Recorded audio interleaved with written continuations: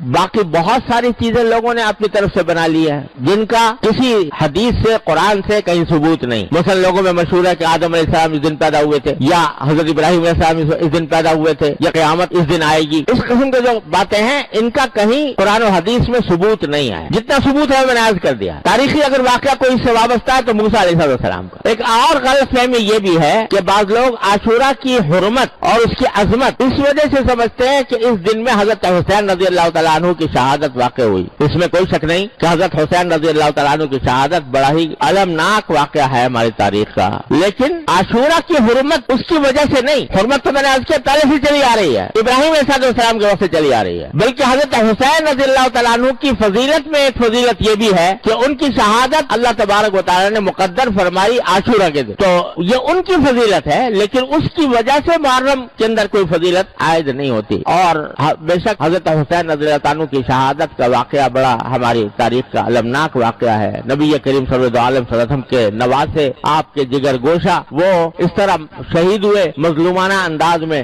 تو یہ ایک بہت ہی بڑا کربناک اور المناک واقعہ ہے. لیکن اللہ تبارک و تعالیٰ نے ہمیں یہ تلقین فرمائی ہے, نبی کریم صلی اللہ علیہ وسلم کی تلقین یہ ہے کسی کی بھی وفات ہو, کسی کی بھی شہادت ہو, تو نبی کریم صلی اللہ علیہ وسلم نے یہ فرمایا کہ اس موقع پر ماتم کرنا, گریبان چاک کرنا, اپنے گالوں کی پٹائی کرنا, اس کو سرکار دو عالم صلی اللہ علیہ وسلم نے ارشاد فرمایا کہ جو ایسا کرے وہ ہم میں سے نہیں ہے. اور خود حضرت حسین رضی اللہ تعالیٰ عنہ, کامل ابن اسیر تاریخ کی مشہور کتاب ہے, اس کے اندر لکھا ہے کہ حضرت حسین رضی اللہ تعالیٰ عنہ نے اپنی وفات سے اپنی شہادت سے 2 روز پہلے یا 3 روز پہلے اپنی بہن حضرت زینب رضی اللہ تعالیٰ عنہ ان کو وصیت کی کہ بہن, انہیں یہ الفاظ, میری پیاری بہن, یہ الفاظ ہے, میری پیاری بہن اگر میں شہید ہو گیا تو میرے اوپر نہ گریبان چاک کرنا, نہ اپنے گالوں کو مارنا, اور نہ اپنے کپڑے پھاڑنا. یہ وصیت فرمائی حضرت حسین رضی اللہ تعالیٰ عنہ. لہذا اس قسم کی جو کارروائیاں کی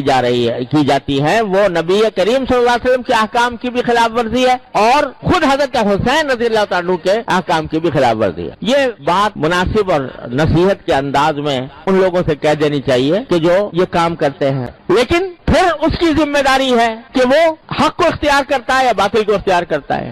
انسان کو اس بات کا مکلف نہیں کیا گیا کہ وہ زبردستی دوسرے کو اپنی بات منوائے. قرآن کریم کی وہ آیت جو میں نے پچھلے جمعہ میں پڑھی تھی, نبی کریم صلی اللہ علیہ وسلم سے اللہ تبارک و تعالی نے خطاب کر کے فرمایا لست علیہم بمسیطر فذکر انما انت مذکر. نصیحت ضرور کرتے رہیے, آپ نصیحت کرنے والے ہیں. لست علیہم بمسیطر, لیکن آپ ان کے اوپر داروغہ بنا کر نہیں بھیجے گئے کہ زبردستی ان کو ہدایت کے راستے پر لائے. جب کافروں کے بارے میں نبی کریم صلی اللہ علیہ وسلم کو یہ ہدایت دی گئی ہے تو اگر کوئی غلط راستے پر ہے, مسلمان اسلام کا دعویٰ کرنے والے, ان کو بھی محبت پیار سے بے شک سمجھا دو. لیکن کوئی آدمی داروغہ نہیں بنایا گیا کہ زبردستی اس کو مجبور کرے کہ نہیں تم میری بات مانو اور اپنی بات چھوڑو. لہذا یہ جو ہمارے معاشرے کے اندر یہ بعض لوگوں کا یہ ذہن بن گیا ہے کہ وہ دوسروں کو اپنے عقیدے کی طرف زبردستی کھینچے, اور اگر کوئی نہیں آتا تو اللہ بچائے لڑائی کے اوپر بھی آمادہ ہو جائیں, مارنے پیٹنے پر بھی آمادہ ہو جائیں. اور اسی کی وجہ سے افسوس ہے کہ ہمارے معاشرے کے اندر یہ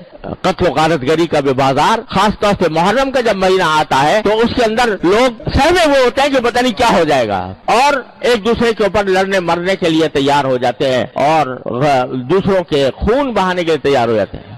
ارے یہ تو وہ مہینہ ہے کہ جس کے بارے میں شروع میں بتایا کہ کافر لوگ بھی, لڑائی اگر ہو رہی ہوتی تھی محرم کا مہینہ کے اندر, لڑائی ان کے نزدیک بھی حرام تھی. کافر لوگ وہ لڑائی کو اور کشت و خون کو, خون ریزی کو ناجائز سمجھتے تھے. اب اگر مسلمان اس محرم کے اندر ایک دوسرے کے گلے کاٹے, ایک دوسرے کے اوپر حملہ آور ہو, یہ بڑا زبردست عیب ہے جو اس قوم کے اوپر لگ رہا ہے. اس سے خود بھی بچنے کی ضرورت ہے اور دوسروں کو بھی بچانے کی فکر چاہیے کہ اس مہینے کے اندر کوئی لڑائی جھگڑا نہ ہو. حق بات کہنا ہر مسلمان کا حق ہے, اور وہ دوسرے تک حق بات پہنچائے پیغمبرانہ طریقے سے. پیغمبروں کا طریقہ یہ نہیں ہوتا کہ وہ دوسرے کو گالیاں دے کر دوسروں کے اوپر حملہ آور ہو کر اپنی بات منوائیں. پیغمبروں کا طریقہ وہ ہے جو اللہ تعالی نے حضرت موسیٰ علیہ السلام کو سکھایا کہ تم فرعون کے سامنے جا رہے ہو تو قولا لہو قولا لینا, فرعون کے سامنے بھی نرم بات کرنا. اب اندازہ لگائیے فرعون سے بڑا گمراہ کون ہو سکتا ہے. لیکن اللہ تبارک و تعالیٰ نے حضرت موسیٰ علیہ السلام کو تلقین فرمائی کہ ان سے نرم بات کرنا. لعلہ یتذکر و یخشی، ہو سکتا ہے وہ بات مان لے، ہو سکتا ہے اللہ کا ڈر اس کے دل میں پیدا ہو جائے.